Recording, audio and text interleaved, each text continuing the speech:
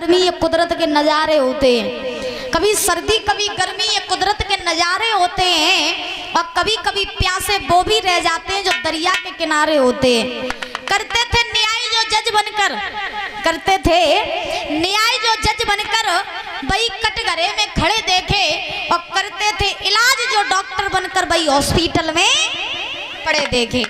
तो समय जो होता है ये सबका एक सा नहीं होता। परीक्षित जी महाराज जो दुनिया का जज है, कोर्ट में जाओ अगर तुम्हें कोई केस बन जाए तो केस की सुनवाई को करते करे जज। तो दुनिया को जो जज है जो तुम पे केस चलाते हैं और तुम्हें जो फांसी देते, याद रखना अगर वो बुरा काम करेगा तो उस जज की न्यायशाला में उसको भी खड़ा होना पड़ेगा। याद रखना डॉक्टर जो सबको इलाज कर, तो जब डॉक्टर खुद बीमार हो जाए तो अपना इलाज नहीं कर पाते। बोली गोविंद भगवान की। तो आज ध्यान रखना हरिश्चंद्र मरघट पर जाकर के मरघटिया बन गए। इधर तारा ब्राह्मणी के यहाँ पर भोजन बनाने का काम करने लगी। एक दिन एकादशी का दिन आया तो ब्राह्मणी ने तारा से कहा तारा अपने रोहित को भेज दे, बाग से फूल मंगवा ले पूजा के लिए। तारा बोली ठीक। तारा ने रोहित से कहा बेटा जाओ बाग में से फूल ले आओ। हाथ में डलिया पकड़ ली, रोहित ने बाग में गए फूल लेने के लिए। विश्वामित्र ने को तसल्ली नहीं हुई, उन्होंने काले सर्प का रूप बनाया, बगिया में जाकर के छिप गए। रोहित ने जैसे ही फूल तोड़ने के लिए हाथ बढ़ाया तैसे ही रोहित की उंगली में डस लिया, और जैसे ही उंगली में डस लिया तैसे ही रोहित पछाड़ खा करके गिर पड़े। और जैसे ही रोहित पछाड़ खा करके गिर पड़े, पितर विश्वामित्र ने काशी में जाकर के आवाज लगाई, काशी के लोगों मेरी बात सुनो,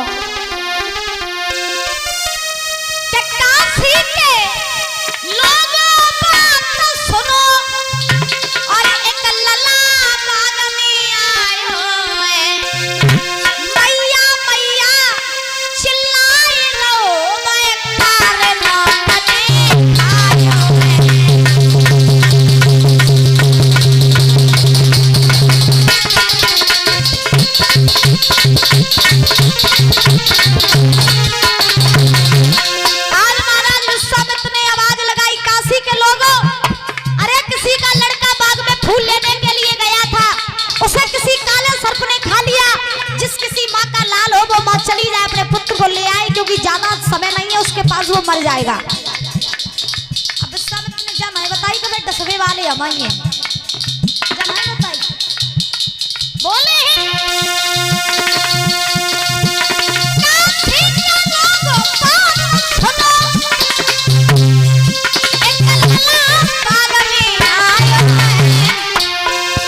मैया मैया चिल्लाए रो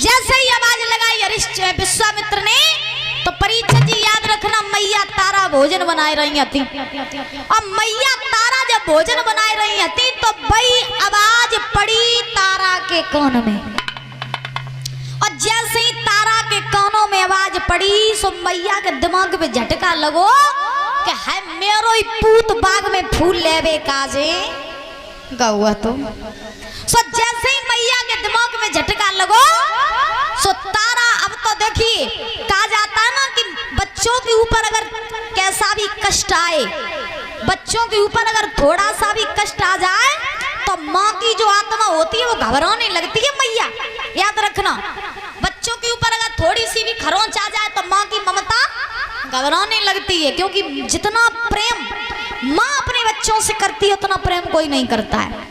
एक बार बाप अपने बच्चों को छोड़ के चला जाएगा लेकिन माँ कभी अपने बच्चों को छोड़ के नहीं जाएगी, याद रखना। तारा ने देखा सुना कि मेरे पुत्र को काले सर्प ने खा लिया, तो तारा दौड़ के आई ब्राह्मणी के पास में पहुंची, हाथ जोड़ के बोली मैया मुझे जल लगत है कि मेरो रोहित जो हतो वो बाग में फूल लेवे काजी गो, तो पूजा के काजे हमने ही भेजो हतो, सो मेरे लला को काले सर्प ने खाए लो मैया मुझे चलो जान दो, अगर मुझे ने को देरी हो गई तो मेरो लला मर जाएगा, मैया मुझे जान दो।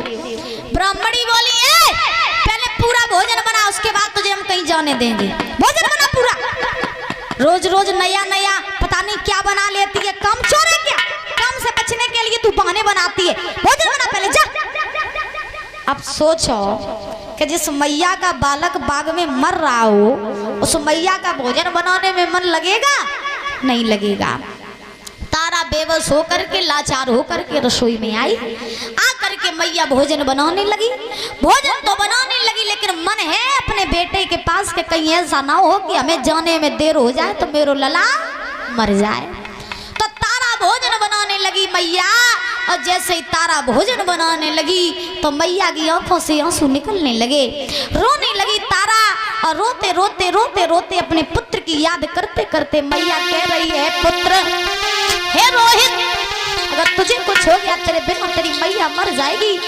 और रो करके बोली, अरे भोजन रही बनाए और मौत की छूटी बवकारी।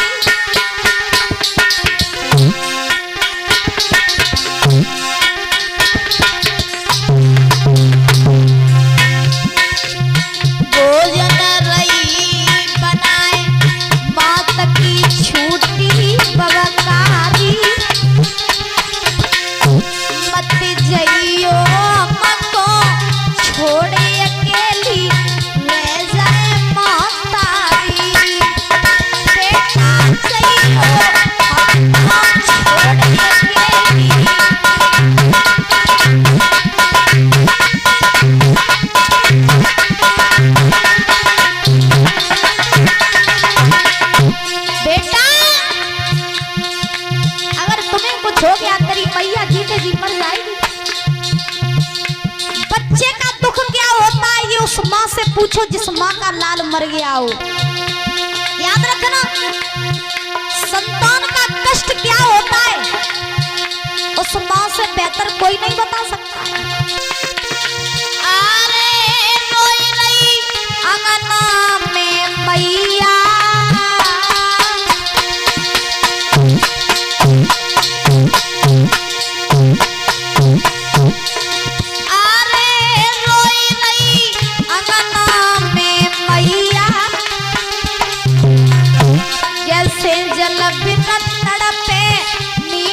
छड़ा बिना तड़प रही गैया।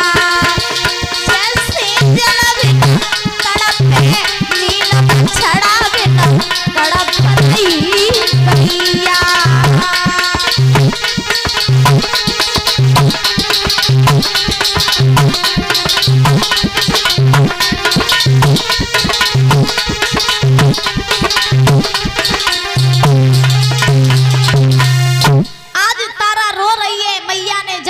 भोजन बनाया, जल्दी जल्दी भोजन तैयार किया। भोजन तो बनाती जा रही, मन बेटे के पास। भोजन बनाते बनाते ब्राह्मणी के पास पहुंची। मैया मैंने सबरो भोजन बनाया, तो तेरी आज्ञा हो भी अपने लल्ला को ले आए। कोई नेक देरी हो गई, मेरा पूत मर जाएगा मैया, मुझे जान दो। बाकी अलावा मेरा जो दुनिया में है ही को मुझे जान दो मैया। ब्राह्मणी बोली, सुन, जाना चाहती है तो चली जा, लेकिन याद रहे अगर तेरा लड़का मर गया हो तो उसको वहीं दफना देना, मेरे घर लेकर के नहीं आना, वही दफना देना। अब सोचो कि जिस मैया का एक ही बालक हो, वो भी बालक अगर मर जाए और फिर यही दुनिया वाले ये कहें कि उसे वही दफना देना, घर लेकर के नहीं आना, तो उस मैया पर क्या बीतेगी। याद रखना, जब कोई अपना सारा छोड़ता है ना, जब अपना सारा छूट जाता है तो संसार, ये दुनिया वाले तुम्हारा सारा बनने के लिए तैयार नहीं होते हैं।